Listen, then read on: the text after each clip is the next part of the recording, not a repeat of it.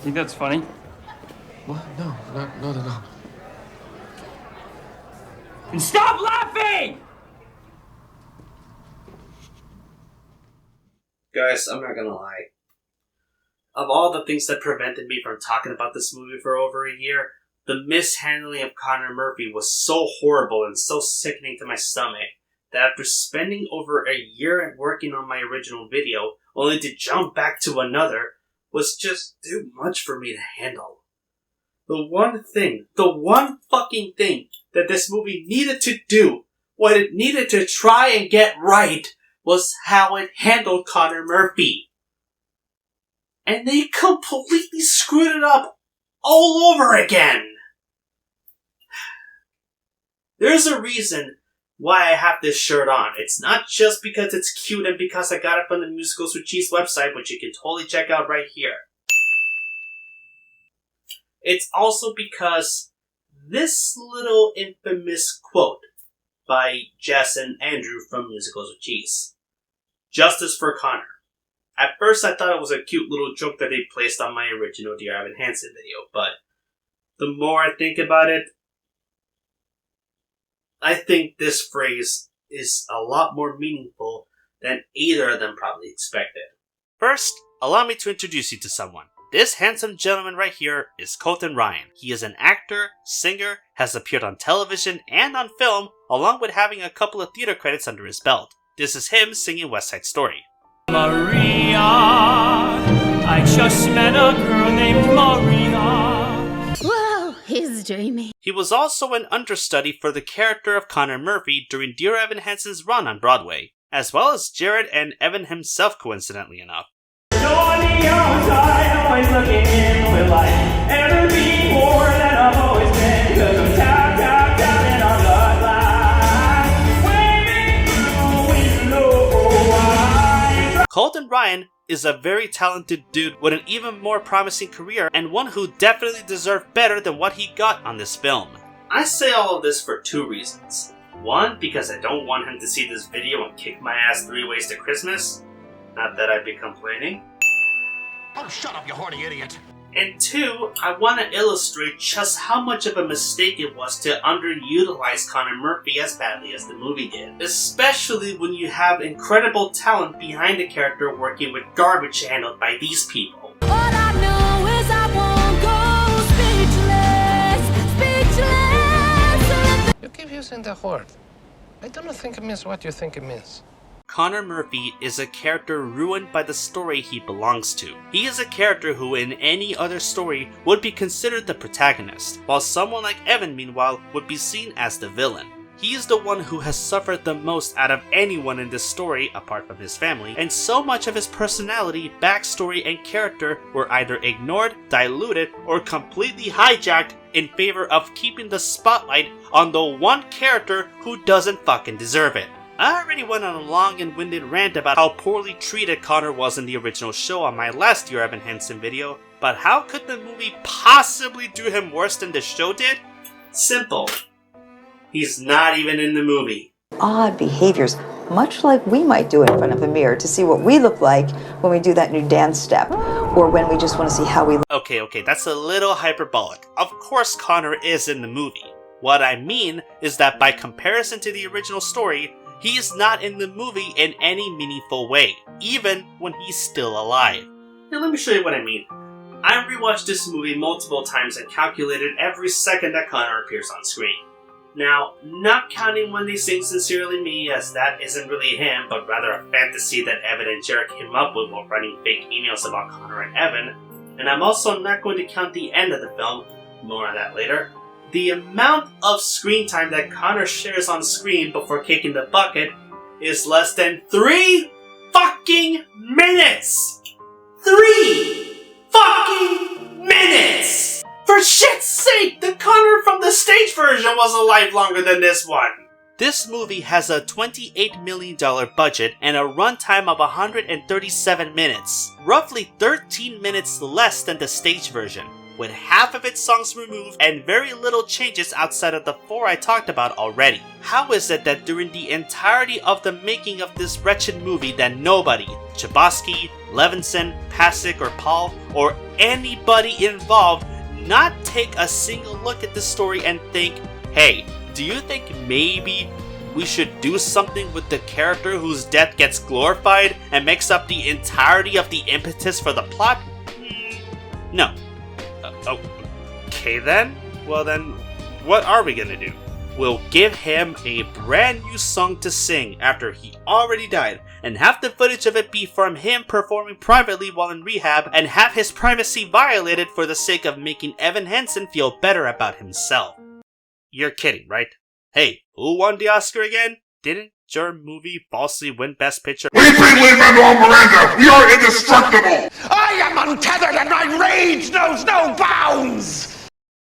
At least that's how I feel it went down. I'm not kidding about that last part though. During the final few minutes of the movie post Words Fail, after Evan confesses the truth, we cut to a montage of Evan trying to discover who Connor actually is by getting in touch with everyone who knew him best, since he already screwed up with the ones that mattered the most, and reading what his favorite books were.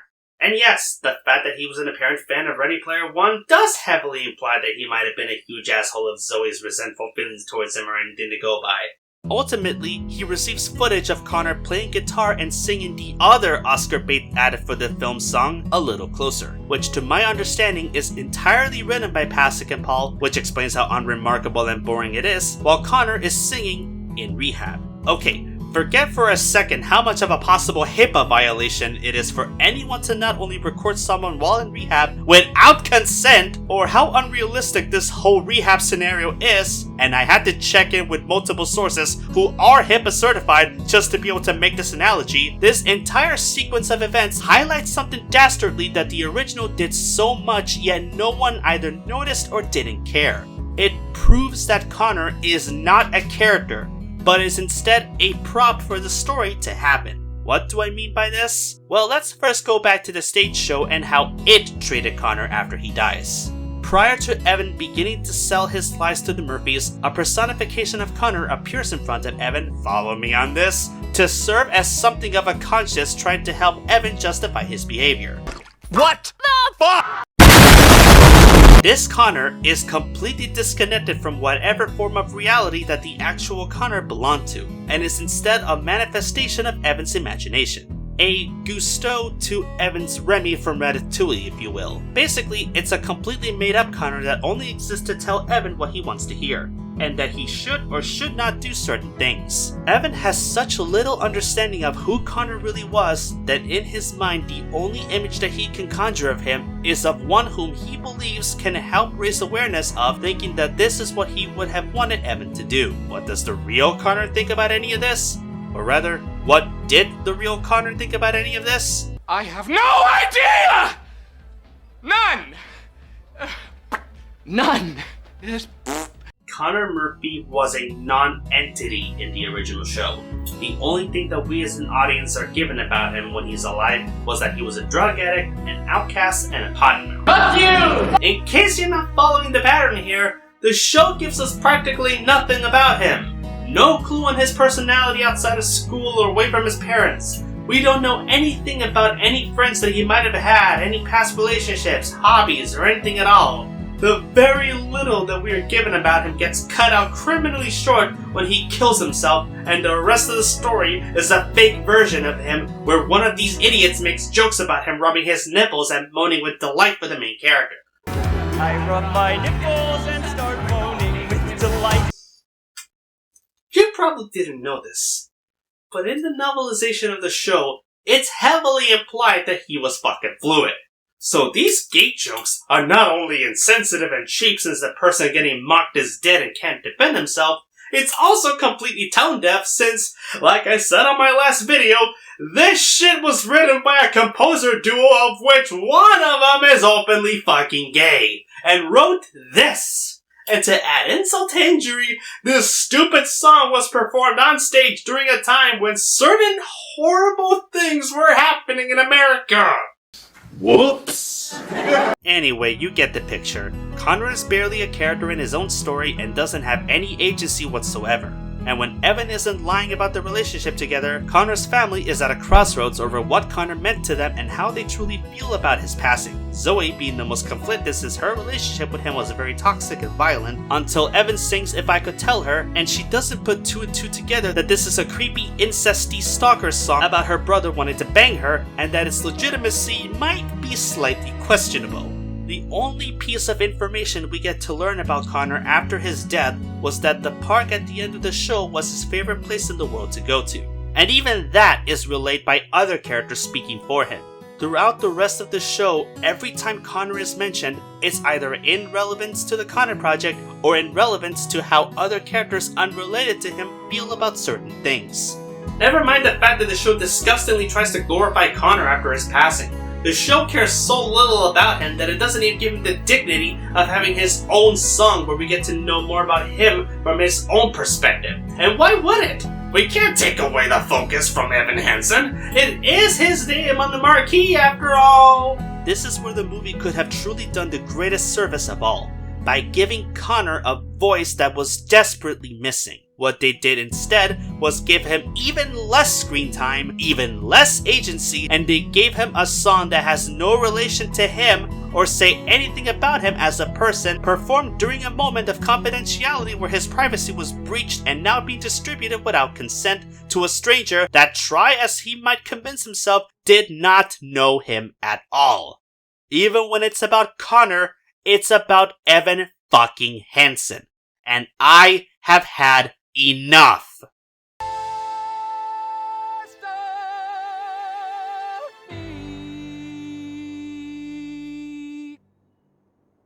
Dear Evan Hansen is a feel-bad story written with a feel-good soundtrack that doesn't fit and has a narrative so disjointed in tone that it doesn't know if it wants to be a dark comedy that isn't funny or a serious tragedy that gets no sympathy from people too smart to fall for its tricks. Its attempts at comedy range from unfunny to outright offensive. It offers no decent morals and nothing of value outside of weak attempts at sympathy. Its music is atrocious, and the story itself feels about as realistic and relatable as a Disney Channel original movie written by grown men who wanted to pat themselves on the back thinking that they did the right thing. Dear Evan Hansen, the movie, had every opportunity to make as many changes as it wanted to help salvage the problematic elements of the show. Instead, it took all the problematic elements that the show had, added new problematic elements, and made a product that ends up being a horrible adaptation of an already horrible musical, as well as a horrible standalone movie getting rightfully shat upon by critics and audiences everywhere. Apart from the critical and commercial lashing it received, the film received more embarrassment by being nominated for 4 Golden Raspberry Awards, including Worst Actor for Ben Platt, Worst Supporting Actress for Amy Adams, completely undeserved, mind you, Worst Director for Steven Chbosky, and Worst Screen Couple, which consisted of Ben Platt and any other character who acts like Ben Platt singing 24/7 is normal. Sadly, it didn't win a single one of them because the Razzies care more about making fun of whatever is currently fun to make fun of, instead of talking about what are actually considered cinematic failures. Let there be no mistake, Dear Evan Hansen is a failure. Maybe not a failure in terms of editing, acting, writing, and directing, although those definitely didn't help, but in terms of what it is and what it tried to accomplish, it is a failure in the grand scheme of things. It was supposed to introduce mainstream audiences to one of the most critically acclaimed musicals of all time, and not only did it get rejected, it was turned into a punchline, with this unfortunate image serving as the biggest insult of all. It was supposed to jump Ben Platt into superstardom and possibly even an Oscar nomination, and instead he got a Razzie nomination while his ego and performance turned him into a laughingstock. And more important of all, it was supposed to be a movie that would reach a generation of children, teens, and young adults who could relate to the themes that the film presented to them, much like The Perks of Being a Wallflower did so many years ago. And instead, it was dismissed by many by being toxic and unrelatable, and criticized by many for how it depicted many of those themes that the film feels so proud of acknowledging. Dear Evan Hansen caused so much of a stir for all of the wrong reasons. So is it really any surprise that the show would close its doors a year after the movie came out? I think not. It's so weird to see that I was wrong when I said that this movie was going to be very successful and defended by its fans, since even fans hated this movie as much as critics did. it is one of, if not the biggest failures in terms of live-action movie adaptations of famous musicals. And even if it isn't, it's still a bad story no matter how hard you try to justify any of its faults. I'm sorry it took me over a year to talk about this, but this was easily the biggest video I've ever done, and I am, honestly, just so done. I'm so done and I'm so tired. Look, I think I need another minute.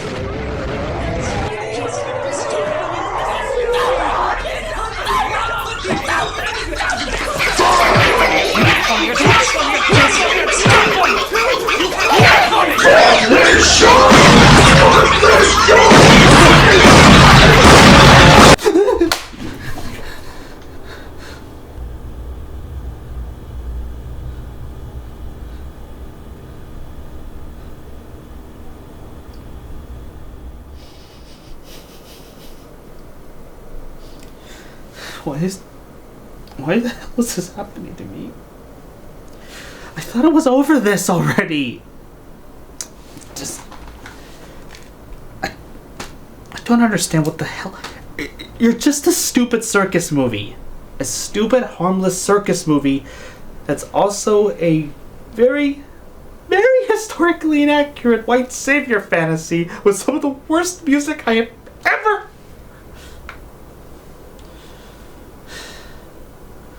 I just said to Dear Evan Hansen twice. You're not worth it.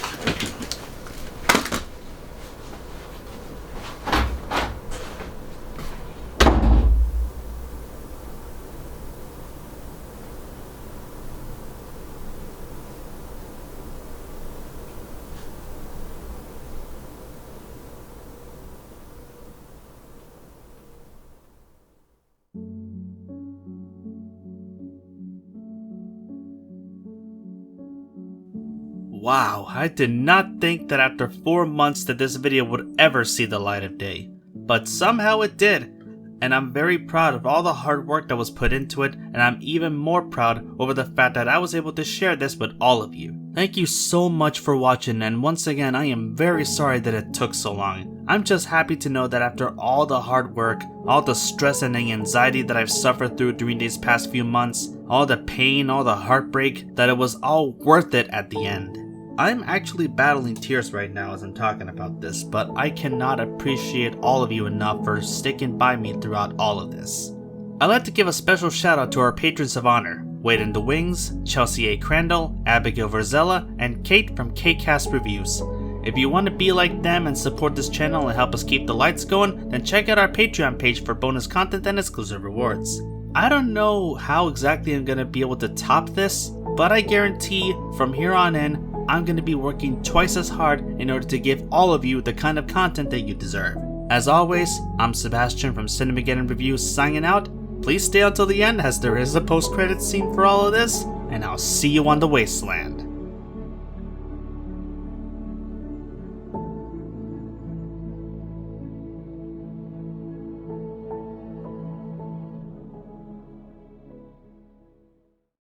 Think of what the world could be, a vision of the one I see, a million dreams of you. What the hell?